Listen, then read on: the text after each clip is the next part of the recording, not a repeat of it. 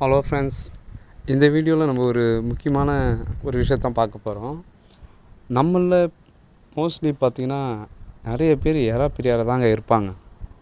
இதில் பார்த்திங்கன்னா நான்வெஜ்ஜு நிறைய பேர் வாங்குவாங்க. அதில் மேக்ஸிமம் பார்த்திங்கன்னா வேஸ்டேஜ் அவ்வளோ இருக்காது. சிக்கன், மட்டன் அது மாதிரி பார்த்திங்கன்னா.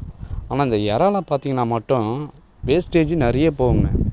ஒரு 1/2 கிலோ இறா வாங்கினா போதும், எப்படியும் நம்மளுக்கு ஒரு 200 கிராம் வேஸ்ட்டாக போயிடும். அதுக்கு என்ன பண்ணலான்றது தான் இந்த வீடியோ.